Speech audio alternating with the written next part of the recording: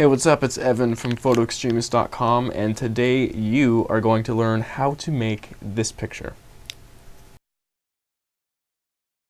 Whoa. Now the first thing you're going to need are some battery-operated Christmas lights. These are also known as fairy lights. They come in different sizes and different colors. Here's a blue one, and you can see that there's just a bunch of LEDs on the end of a cord. Now, those are blue ones. And actually the wire is not that long on them. So what we're going to have to do, here's another one here, is we're going to have to take speaker wire and extend the cord so we have all the lights bundled up at the end of the cord. And now right here, in order to get different colors, you can get white LEDs and then place flash gels over them. Just color gels. So here's a red one and a blue one. So once you've got all that done, you got your battery operated fairy lights, you've extended the cord to make it longer. There'll be a video about how to do this down below in the description. Next thing, optionally, you can add some weight to the end. And what I've done is I just took some colored LEDs and just took a keychain and put it on the cord here. And so if I wanted to, I could turn on some extra LEDs, but right now I'm just using that as a weight just to make it so I can spin it easier. So in order to take the actual picture, what we're going to have to do is start spinning this cord around in our hand, and while we're spinning it, try to keep your elbow on your body, have it at a 90-degree angle where it's stationary, and also keep your hand as still as possible while you're spinning it. Another thing that you can do is look on the ground, try to find a stone or maybe place a quarter or a coin or something down on the ground and just spin it around that point every single time, making sure that it passes directly above that object that you placed on the ground.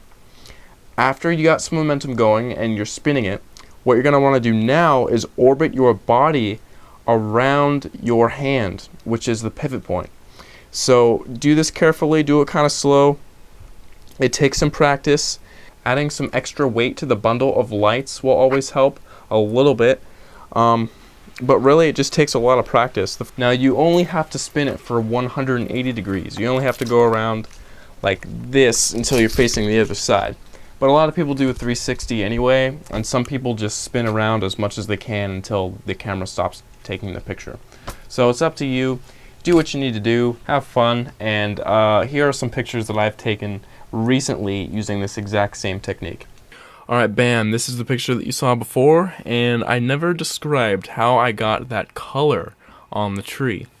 And the trick is I got a big, huge, bright flashlight, and I placed some colorful gels over that huge flashlight.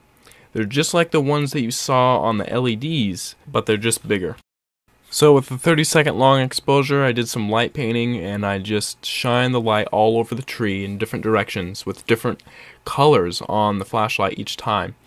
And I actually took a bunch of exposures doing this, and then I combined them later in Photoshop using lighten as the blending mode for all the layers. Here's another one just on a road that I took last night. Here's another one in my front yard, and I also used the same flashlight and those gels. This one is outside on the road, and I froze myself using a flash to get that effect. And this one was taken at very early dawn when the sun was just about coming up, so that's why it kind of looks like daytime, but it was still dark enough that I could still get the long exposure of the orb.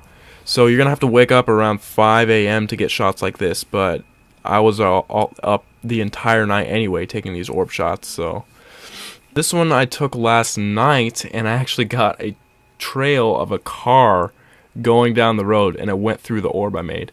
And this was shot in 2 a.m. in the morning. So how can the sky be that bright in 2 a.m.? Well, it wasn't. I actually made it appear to be brighter in the camera by making the exposure very long, raising the ISO, and opening up the aperture value.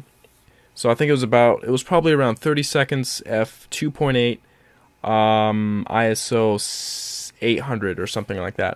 And this right here, if you can guess what was used to make these orbs, I will give you a free copy of my ebook, Trick Photography and Special Effects.